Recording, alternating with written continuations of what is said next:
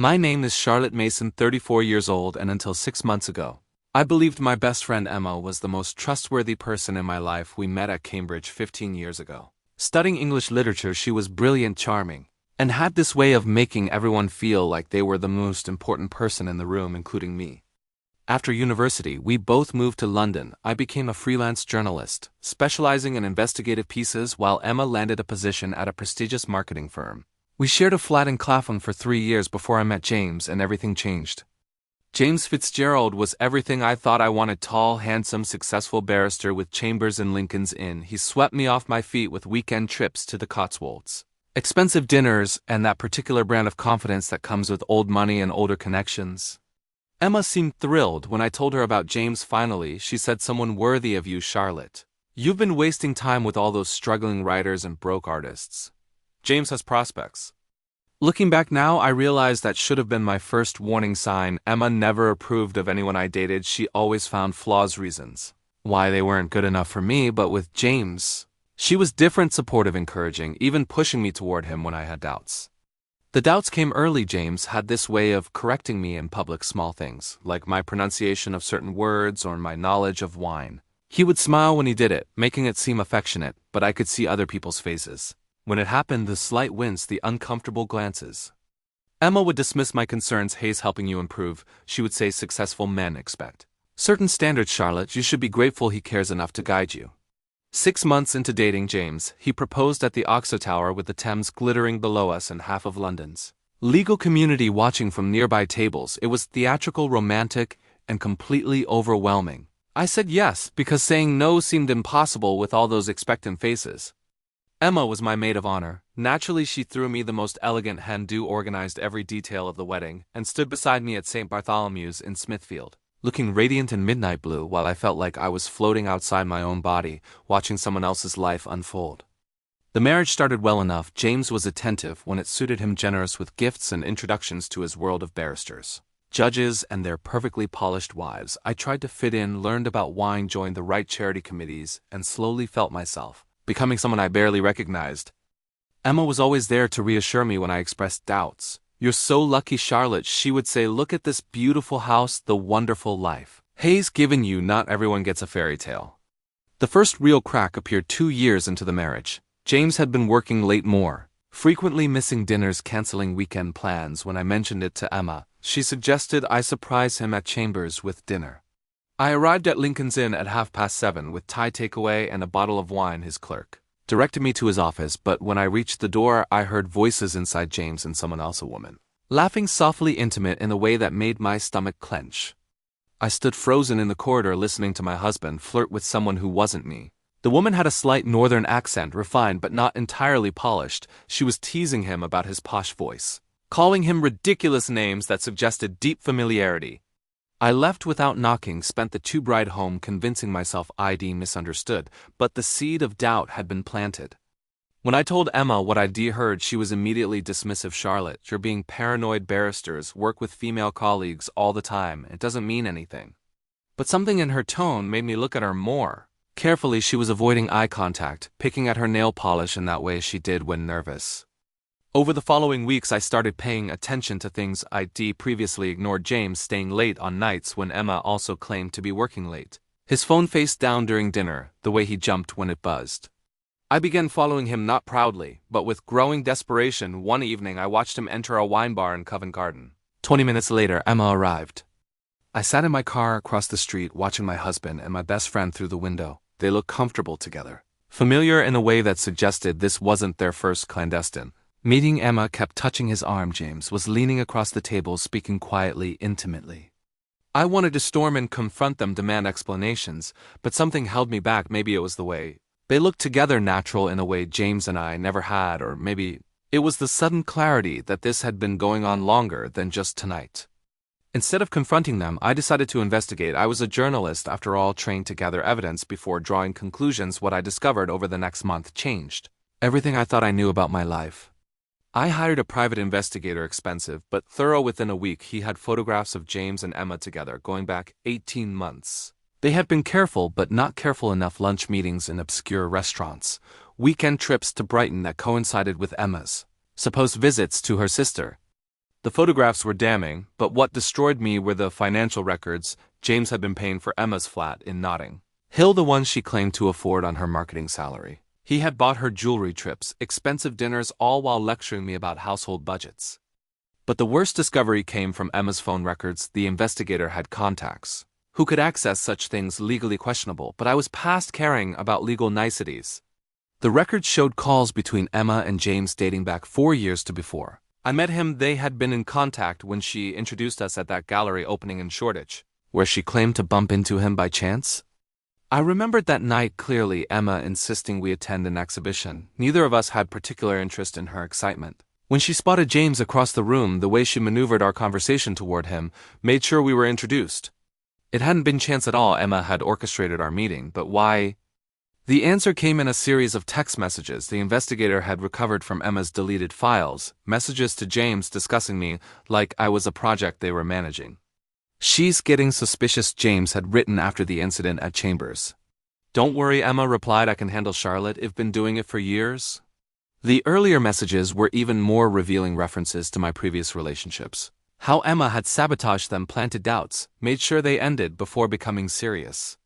She ruined my relationship with David the photographer by telling him I was seeing someone else. She broke up my engagement to Michael by convincing me he was cheating. She had systematically destroyed every connection I made with men who might have loved me for who I was rather than who they wanted me to become. Reading through those messages, I began to see the pattern of my adult life differently. Every failed relationship, every moment of self-doubt, every time I had turned to Emma for comfort and guidance, it had all been orchestrated. David had tried to tell me that Emma was lying about the other man. He had never cheated on me. But Emma had been so convincing with her tears and righteous anger that I hadn't listened. Michael had shown me evidence that the woman he was supposedly seeing was actually his cousin visiting from Ireland. But Emma had dismissed it as an obvious lie. Men will say anything to cover their tracks, Charlotte. Now I understood why Emma had always been single. Why she claimed to have such terrible luck with men, why she needed to live vicariously through my relationships. She hadn't been unlucky. She had been busy destroying my happiness while positioning herself as the only constant in my life. The final piece of the puzzle came from James himself, or rather from his laptop, which I accessed while he was in the shower one evening. Hidden in his documents was a folder labeled insurance containing photographs of me in compromising positions, doctored images that could ruin my journalistic career if published. There were also financial documents showing he had been systematically draining our joint accounts, moving money to offshore accounts in his name. A loan we were supposedly saving for a house in the countryside, but the money had been disappearing for months. A draft email in his sent folder revealed the endgame: he was planning to divorce me, citing adultery, using the doctored photographs as evidence while hiding the assets. He had moved offshore. Meanwhile, Emma would comfort me through the devastating betrayal, eventually helping me rebuild my life under her watchful control. They had planned it all: my marriage, my divorce, my emotional dependence on Emma. It was a long-term project designed to keep me isolated and under their control while they enjoyed both my husband's money and each other. Rather than confront them immediately, I decided to let them think their plan was working. I started behaving differently around James. More distant, preoccupied, as if I suspected something but wasn't certain. I confided in Emma about my growing concerns about the marriage, told her I thought James might be having an affair, watched her face carefully as she played her role perfectly. "Oh, Charlotte," she said, with exactly the right amount of concern and sympathy, "you poor darling, I hate seeing you like this, but you need to be sure before you do anything drastic." She suggested I follow James, offered to help me gather evidence, all while knowing exactly where he would be because she would be with him. Meanwhile, I was conducting my own investigation with the help of my private investigator and a forensic accountant who specialized in hidden assets. We traced every penny James had moved, every property he had purchased, every investment he had made in Emma's name. I also reached out to the other women whose relationships Emma had sabotaged over the years. Finding them wasn't difficult. Emma had been careless in her earlier manipulations, leaving trails that were easy to follow once you knew what to look for. Sarah confirmed that Emma had broken up her engagement by convincing her fiancé she was cheating with her boss. Lisa revealed that Emma had destroyed her relationship with the musician by spreading rumors about his drug use, completely fabricated but convincing enough to end things. There were other 6 women whose lives Emma had interfered with, always positioning herself as the supportive friend, while systematically isolating them from potential partners. I compiled everything into a comprehensive file: photographs, financial records, testimony from the other women, evidence of the doctored images James was planning to use against me. Then I planned my response. I chose Emma's birthday party for the confrontation. It seemed appropriate to destroy her on what should have been her special day. She had rented a private room at a restaurant in Marylebone, invited 30 people, including several mutual friends from Cambridge. James was there, of course, playing the dutiful husband, supporting his wife as she celebrated her dear friend. He was charming, attentive, everything he had been when we first met, but now I could see it was all performance. I arrived early, helped Emma set up the decorations, arrange the flowers. She seemed genuinely happy, excited in a way I hadn't seen from her in months, probably because she thought her plan was finally coming together. As the evening progressed, I watched her work the room, accepting compliments, graciously telling amusing stories about our university days, painting herself as the loyal friend who had been there through everything. During her speech thanking everyone for coming, she spoke about friendship, about the importance of having people you can trust completely, people who will always have your best interests at heart. The irony was breathtaking. When she finished speaking, I stood up and asked for everyone's attention. I have something to share about Emma. I said something that will help you understand just what kind of friend she really is. The room fell silent, expectant, smiles on faces that were about to change dramatically. I connected my laptop to the room's projector and began showing the photographs James and Emma together in Brighton at restaurants and hotel lobbies, the timestamps clearly visible. Gasps filled the room as people recognized both my husband and my best friend in compromising positions. The images told the story clearly. This wasn't a recent affair, but a long-term relationship conducted behind my back. But that's not all. I continued and showed the text messages between them, discussing me like a project to be managed, the financial records showing James paying for Emma's lifestyle, the evidence of how she had sabotaged my previous relationships. Emma tried to maintain her composure, initially claiming the images were fake, that I was having some kind of breakdown, but as more evidence appeared, her facade began to crumble. James attempted to leave, claiming this was all a misunderstanding, but I had positioned friends at the exits. They weren't letting anyone escape until the full truth was revealed.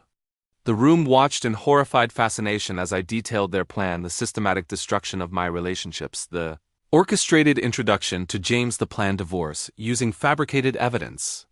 When I showed the doctored photographs James had prepared one of our friends, a solicitor immediately pointed out they constituted criminal fraud, punishable by significant jail time. Emma finally broke down when I showed the messages, discussing my other relationships, how she had deliberately destroyed my chance at happiness with men who had genuinely cared for me. She began crying, claiming she had only been trying to protect me, that she knew what was best for my life, that men like David and Michael would have held me back. But the room had heard enough. Our friends from Cambridge, people who had known both of us for 15 years, were looking at Emma as if seeing her for the first time. James tried a different approach, claiming he had fallen in love with Emma after our marriage, that it wasn't planned, but the evidence contradicted his story. The timeline showed their relationship had begun before he even met me. I presented bank statements showing how he had been systematically stealing from our joint accounts, hiding assets, preparing for a divorce where he would claim I had nothing while living comfortably with Emma. The room erupted in angry voices as people realized they had witnessed not just adultery, but fraud, emotional manipulation, and financial theft on an extraordinary scale. The party ended with James and Emma leaving separately, both of them disgraced and exposed. Several of our friends followed them out, expressing their disgust and cutting ties immediately. Within a week, the story had spread through our entire social circle. James found himself facing questions from his chambers about his conduct, while Emma was confronted at work about her ethics. I filed for divorce immediately, using my evidence to ensure I received everything I was entitled to, plus damages for the fraud James had committed. The offshore accounts were frozen pending investigation. Emma tried to contact me repeatedly, leaving voicemails, claiming she could explain everything, begging for a chance to make things right, but there was nothing she could say that would change what she had done. The other women whose relationships she had sabotaged came forward when the story became public. They provided additional testimony that painted a picture of someone who had been manipulating people for over a decade. Sarah, the woman whose engagement Emma had destroyed, decided to contact her former fiancé. They had both been victims of Emma's lies, and after talking through what had really happened, they realized they still had feelings for each other. Lisa reached out to the musician Emma had slandered. He had always wondered why their relationship had ended so suddenly, and was relieved to learn the truth about the fabricated rumors. Watching these couples reconnect and heal from Emma's interference was almost as satisfying as seeing her own life fall apart. James lost his position at Chambers when the financial fraud came to light. The legal profession takes a dim view of barristers who steal from their spouses and fabricate evidence. Emma was fired from her marketing job when her employers learned about her history of manipulation and deceit. They couldn't risk having someone with her ethics representing their company. 6 months after the party, James was facing criminal charges for fraud, while Emma had moved back in with her parents in Manchester. Her reputation in London was completely destroyed. I received a letter from her asking to meet, claiming she wanted to apologize properly to try to explain her actions. One agreed partly out of curiosity and partly because I wanted closure. We met at a coffee shop near King's Cross Neutral Territory where neither of us had memories together. Emma looked terrible, thin, pale, dark circles under her eyes that suggested she wasn't sleeping well. She started with apologies, claiming she had been jealous of my happiness, that she had acted out of loneliness and desperation, but as she spoke, I realized she still didn't understand what she had done. "You always had everything so easily," she said. "Men, careers, opportunities. I just wanted some of that for myself." "But you didn't want it for yourself," I replied. "You wanted to control me, to keep me isolated and dependent while you took what should have been mine."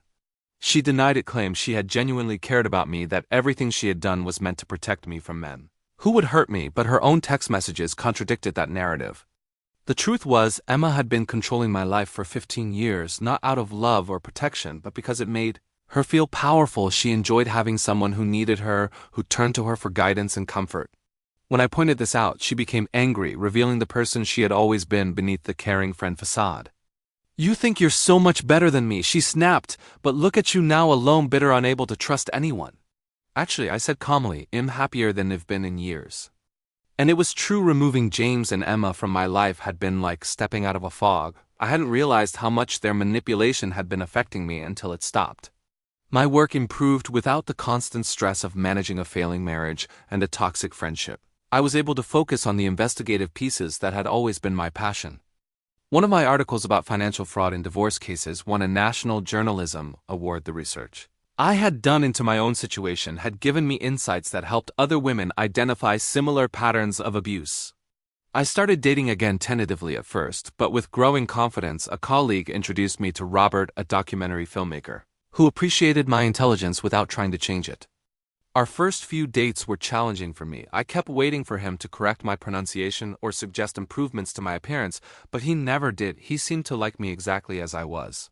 When I told him about James and Emma, he listened without judgment, then said something that stayed with me. "Some people see others' happiness as a resource to be managed rather than celebrated. It sounds like you're better off without them." He was right. Letting go of the people who claimed to love me while systematically undermining my confidence had been the best decision I ever made.